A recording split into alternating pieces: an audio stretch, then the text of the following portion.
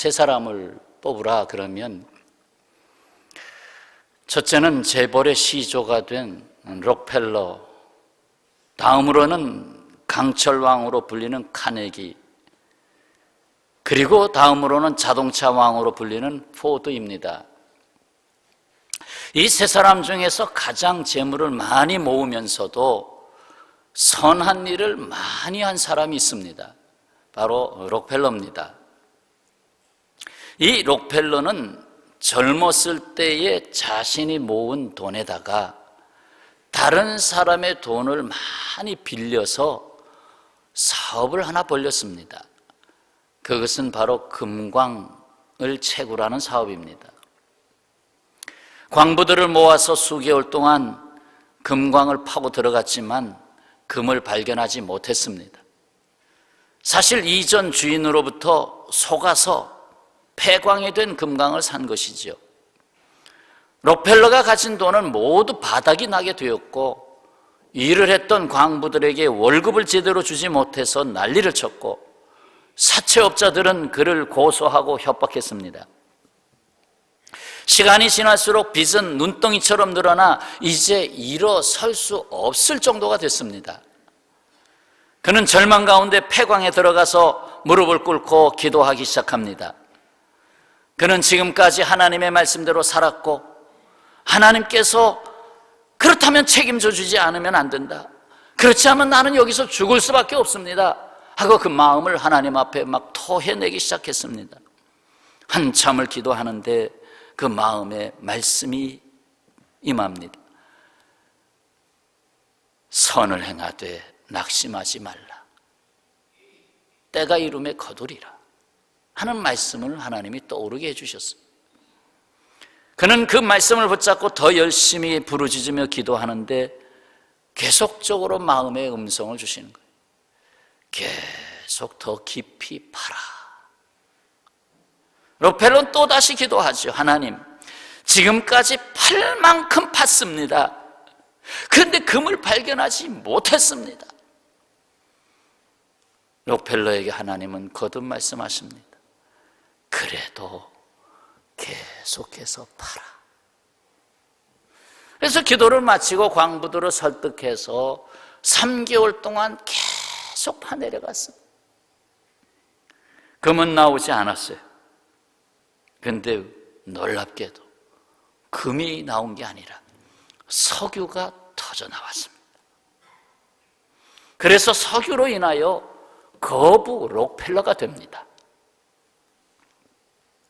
그가 역경과 낙심 중에 포기했다면 하나님이 감춰놓으신 보화를 찾아내지 못했을 것입니다. 사람들은 어떤 경우에 포기를 합니까? 그것을 애쓰고 힘써 달려가는데 어려움이 찾아왔어요. 모진 시험이 왔어요. 견디고 견디다 못해 이제는 끝 하고 한계라고 생각했을 때, 이제 더 이상 지탱할 힘이 없다, 한계라고 생각했을 때에 포기하지요. 한마디로 자기 스스로 정한 경계입니다. 내가 스스로 여기까지, 이걸 넘으면 난 포기, 이렇게 정해놓고 살게 되지요. 또 하나의 이유는 희망을 버렸기 때문입니다. 희망이 없어, 내가 이 문제를 계속 끌고 나가기에는 희망이 보이질 않아.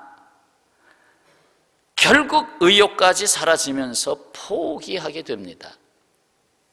그러나 여기 낙심할 수 없는 사람, 오늘 제목이죠. 낙심할 수 없는 사람의 특징이 무엇입니까? 그 중에 하나는, 낙심할 수 없는 사람은 하나님을 사랑하며 예배하는 사람입니다. 곧 하나님의 은혜를 아는 사람입니다. 히브리서 4장 16절에 이르기를, 그러므로 우리는 긍휼하심을 받고 때를 따라 돕는 은혜를 얻기 위하여 은혜의 보좌 앞에 담대히 나아갈 것이니라. 은혜의 보좌 앞에 담대히 나아가라, 우리의 흔히 쓰는 말로 바꾸면 예배자로 나아가라. 그래도 하나님 앞에 예배자로 나아가라. 거기에는 약속 말씀이 있죠. 기도가 있죠. 찬송이 있죠. 내 자신을 들여놓고 내려놓음이 있죠. 사탄 마귀는 우리를 포기하도록 부채질합니다. 야, 너 교회 몇 년 다녔어? 10년 다녔지. 그래, 뭐가 잘 됐냐? 아유, 이쯤에서 나를 한번 따라봐. 세상에 재미있는 것도 많고 얼마든지 나를 따라와 하고 막 유혹하고 시험하고, 내 친구들 봐, 교회 안 나가지. 근데 너보다 떵떵거리고 살고 있어. 너보다 빨리 달려가고 있어. 집도 2채 3채 샀어. 사탄 마귀가 시험합니다. 그러나 성령께서는 우리에게 말씀하십니다. 감동을 주십니다. 예배의 자리로 이끌고 가십니다. 너 하나님 앞에 나아가, 은혜의 보좌 앞으로 나아가. 급한 포기 상태에 있을 때 하나님은 모세를 불러 예배의 자리로 이끄십니다. 어딥니까? 시내산, 호렙산, 가시떨기, 불 붙는 가시떨기 가운데로 불러드리잖아요. 뭐라고 하셨죠? 출애굽기 3장 5절, 네가 선 곳은 거룩한 땅이니 내 발에서 신을 벗어라. 무슨 말이지요? 그동안 모세야, 너는 내 생각, 내 경험, 내 자본, 내 상황 속에 신을 신고 있었다. 그 신을 벗어라. 여기는 거룩한 곳이다. 나와 만나는 곳이다. 다른 곳이야. 내가 너를 다르게 세우기 위해서 이제 내가 너에게 새로운 신발을 신겨줄 것이다. 가라. 그렇잖아요. 이제는 내 나이 80이 됐는데 포기할 만큼 됐죠. 저 애굽에 있는 백성들 환난을 당한다고 하는데 내가 늙어서 이제 난 힘도 없고 아무것도 못하고, 아이고 하나님, 이 민족에 내리는 형벌이신가요? 그냥 자포자기하고, 그때에 오히려 예배의 자리로 이끄시잖아요. 하나님이 나를 예배의 자리로 이끌고 있다고 하는 것은 결국 포기하지 말아라, 내가 너를 붙잡고 있다 하는 말씀과 같아요. 옆에 계신 분하고 인사 한번 하고 두 번째 말씀 드리겠습니다. 예배의 자리에 이끌림을 받으셨습니다. 예배의 자리로 이끌림을 받으셨습니다. 예배의 자리로 이끌림을 받으셨습니다. 자, 낙심할 수 없는 사람은 나보다 나를 더 잘 아시는 하나님을 믿는 자입니다. 나보다 나를 더 잘 아시는 하나님을 믿습니다. 그러면 낙심할 수 없습니다. 다윗이 찬송합니다. 시편 139편 1절, 여호와여 주께서 나를 살펴보셨으므로 나를 아시나이다. 나를 아시나이다. 바울이 고린도전서 13장 사랑장에서 12절에 말씀합니다. 우리가 지금은 거울로 보는 것 같이 희미하나, 그때 당시 고대 사회에서는 청동 거울이었잖아요. 그러니까 그냥 희끗희끗 보이니까 희미하나 그때에는 얼굴과 얼굴을 대하여 볼 것이요, 지금은 내가 부분적으로 아나. 내가 하나님 아는 것도 부분적이고 내가 나를 아는 것도 부분적이고, 그러나 그때에는 주께서 나를 아신 것 같이. 한번 이 부분 한번 따라서 하실래요? 주께서 나를 아신 것 같이 내가 온전히 알리라. 아멘. 주께서 나를 아신 것 같이.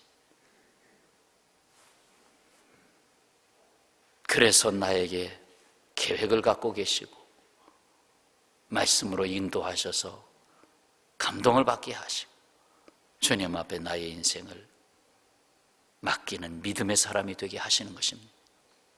믿는 자는 낙심할 수 없습니다.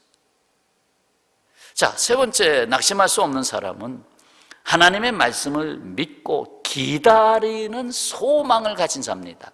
기다리는 소망을 가진 자. 히브리서 10장 23절 말씀, 또 약속하신 이는 미쁘시니, 말씀하신 이는 미쁘시니 우리가 믿는 도리, 그 말씀의 도의 소망을 움직이지 말고 굳게 잡고, 믿는 도리의 소망을 움직이지 말고 굳게 잡고, 그 약속의 말씀에 담아주신 하나님, 그 하나님을 소망 중에 꼭 붙잡으라는 거예요. 고라 자손의 찬송이 시편 42편 5절에 이릅니다. 내 영혼아 내가 어찌하여 낙심하며 어찌하여 내 속에서 불안해하는가? 너는 하나님께 소망을 두라. 그가 나타나 도우심으로 말미암아 내가 여전히 찬송하리로다. 내가 여전히, 그럼에도 불구하고 내 안에 막 불안이 다가오고 낙심스러움이 다가오는데 여전히 내가 찬송하리로다. 사랑하는 성도 여러분, 하나님은 일하십니다. 내가 일하는 것과 비교가 되지 않을 만큼 일하고 계십니다. 전도서 3장 11절에서 하나님이 모든 것을 지으시되 때를 따라 아름답게 하셨고 또 사람들에게 영원을 사모하는 마음을 주셨느니라. 그러나 하나님이 하시는 일의 시종을 사람으로 측량할 수 없게 하셨도다. 여기 전도자가 전하는 분명한 메시지 세 가지가 뚜렷하게 보이죠. 하나님은 인생을 지으셨고 거기에 때를 따라 하나님이 정하시는 때가 있어요. 하나님이 이끄시는 때가 있어요. 그 때를 따라 입히시는 것이 있어요. 아름답게 입히심이 있다는 거예요. 또 하나님은 순간에 흔들리는 인생, 그죠? 오늘에 흔들리고 2, 3일 안에 흔들리는 인생을 영원을 사모하는 마음을 주셨느니라. 영원성의 생명을 가진 너를 잊지 말라는 거죠. 또 한 가지가 하나님은 사람에게 하나님이 하시는 일, 시작과 끝, 하나님이 하시는 일을 측량하지 못하게 하셨습니다. 측량이 안 돼요. 우리는 하나님의 자녀입니다. 우리는 낙심할 수 없는 사람들입니다. 선하신 하나님과 동행하시기 바랍니다. 반드시 하나님의 때가 이르면 거두실 것입니다. 선을 위하여 심을 때 포기하지 말라고 합니다. 어떤 씨앗도 순식간에 결실할 수 없어요. 발견된 것에 의하면 어떤 씨는 무려 150년이 지나서 꽃을 피웠어요. 꽃을 안 피는 식물인지 알았죠. 근데 꽃을 피우더라는 것이죠. 1870년 볼리비아에서 발견된 푸야 라이몬디라는 식물입니다. 150년 만에 꽃을 피우고 생명을 다했습니다. 그러니까 마지막에 꽃을 피우고 생명을 마치는 거예요. 제2차 대전을 승리로 이끈 전쟁의 영웅, 제2차 세계대전 회고록을 써서 노벨 문학상을 받은 사람, 영국의 61대, 63대 총리를 역임한 사람, 누구죠? 윈스턴 처칠. 그러나 그에게 이런 프로필이 붙기 전에 그는 전혀 그런 프로필이 붙으리라고 생각하지 못한 사람입니다. 처칠, 그가 재달에 탄생하지 않았어요. 10개월 만에 탄생해야 되는데 8개월 만에 팔싹둥이로 탄생합니다. 팔싹둥이가 뭔지 이번에 알았어요. 8개월 만에 탄생한 아이를 팔싹둥이라고 그래요. 결국 말 더듬이 학습 장애인이 됐습니다. 학교 성적은 꼴찌였습니다. 큰 체격에 쾌활한 성격을 가져서 건방지다, 교만하다는 오해까지 받았습니다. 초등학교 학적부에는 희망이 없는 아이라고 써 있습니다. 희망이 없는 아이. 이것처럼 엄청난 평가는 없습니다. 얘는 희망이 없어. 끝장났다는 거예요.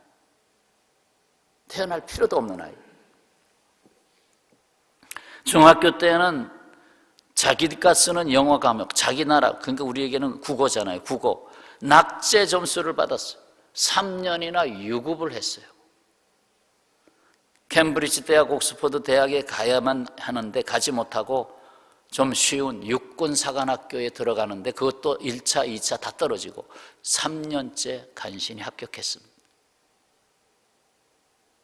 정치인으로 입문하게 되는데 첫 선거에서 낙선하고 기자 생활을 하다가 다시 도전해서 이제 정치인이 되기 시작합니다. 자, 세월이 흘러서 은퇴를 했어요. 은퇴한 후에 한 번은 옥스퍼드 대학에서 졸업식 축사를 하게 됩니다. 그의 마지막 연설이지요. 처칠경은 몸은 늙었고 지팡이를 의지하고 두꺼운 코트를 입고 중절 모자를 쓰고 단에 올라서서 모자를 벗고 코트를 벗고 그리고 연설을 시작하려고 합니다.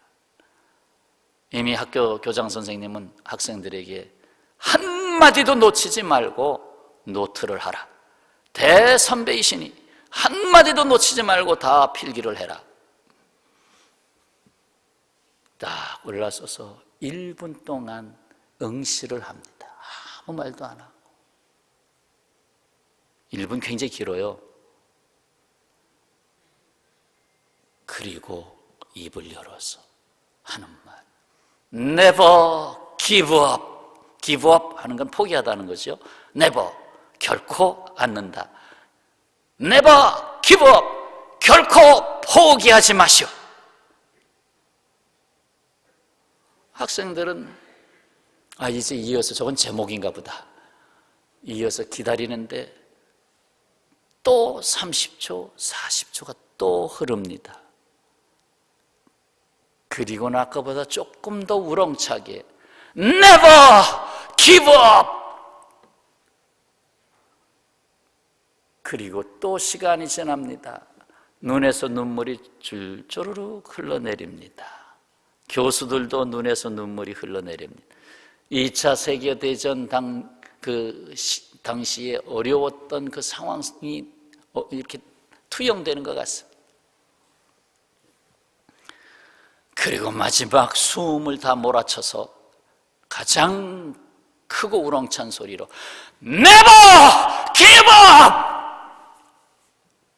이렇게 3번을 말했습니다.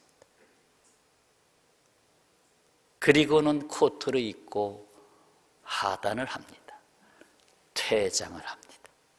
퇴장한 뒤에도 학생들은 다 기립해서 1000명의 학생들이 다 기립해서 보이지 않는데도 계속 박수를 칩니다. 오직 3가지 단어, never, give up. 오직 3가지 단어만 아마 7분 정도 시간을 드린 것 같아요. 그런데 오직 그 말만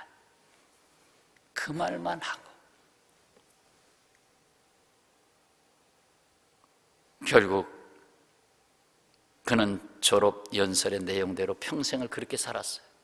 결코 never 결코 포기하지 않고 언어 장애를 극복하고 그 낙방을 극복하고 낙심할 수 없는 사람의 대명사로 존경을 받게 된 것입니다. 지금도 여러분 처칠 하면 다 아시잖아요. 영국 스코틀랜드 출신의 전 축구 감독인 알렉스 퍼거슨, 아마 축구를 좋아하는 사람은 알 거예요. 알렉스 퍼거슨, 그가 이런 말을 했어요. 포기하지 않는 것도 실력이다. 포기하지 않는 것도 실력이다. 평화의 가족 여러분, 선을 행하는 자에게 하나님은 말씀하십니다. 포기하지 마라. 반드시 내가 너를 통해서 거두리라. 더군다나 하나님은 우리에게 영원한 사모하는 마음을 주셨잖아요. 순간순간으로 보면 포기 상황이 있죠. 실패 상황이 있죠. 안 된 상황도 있죠. 그러나 이미 우리는 영생 얻은 자로서 영생 안에 살고 있잖아요. 이미 육체가 되어버린 이 세상에서 우리를 들어 올리시는 날에 우리는 온전한 새 몸을 가지고 영원한 생명에 담을 수 있는 온갖 좋은 것을 누리게 할 것입니다. 지금은 썩어질 육체 때문에 한계가 있어요. 그러나 영원한 천국에 들어가서 새 몸을 입게 될 때는 우리의 모든 장애를 벗고 정말 그 생명에 담을 가장 좋은 것들이 무엇인지, 창조하실 때 보기에 심히 좋았더라, 그걸 결코 하나님 포기하지 않으십니다. 심히 좋다라는 말을 천국에서 또다시 하실 것입니다. 그런데 3년을 기다리지 못하시겠습니까? 10년을 기다리지 못하시겠습니까? 30년을 기다리지 못하시겠습니까? 30년을 자라다가 마지막 1년에 망하는 사람도 있어요. 그러나 30년을 어렵게 고난을 겪다가 오히려 말년에 가서 하나님 앞에 더 큰 영광 돌리는 사람도 있습니다. 평생을 기다리지 못하시겠습니까? 이런 말이 있습니다. 당년에 거두려거든 곡식을 심어라. 10년에 거두려거든 나무를 심어라. 100년에 거두려거든 뭐래요? 100년 사람을 심어라. 제자 양육이죠. 영원을 거두려거든 복음을 심어라. 아멘. 복음을 심어라. 자녀들 그저 10년 쓰다가 버릴 자녀 만드실래요? 아니면 영원한 자녀를 만드시겠습니까? 그렇습니다. 아브라함은 25년을 기다린 끝에 100세가 되어서 하나님의 약속의 씨앗 다윗 이삭을 낳지 않았습니까? 모세는 40년을 기다려서 80세가 되어서 이제는 그저 죽는 날만 기다리며 살지 80 노인이 됐는데, 근데 그때에 이스라엘을 애굽에서 구원하는 역사를 시작하지 않았습니까?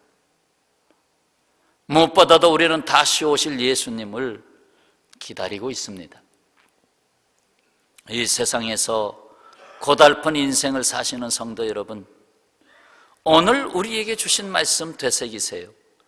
낙심할 수 없는 사람은 하나님을 사랑하며 예배하는 자입니다.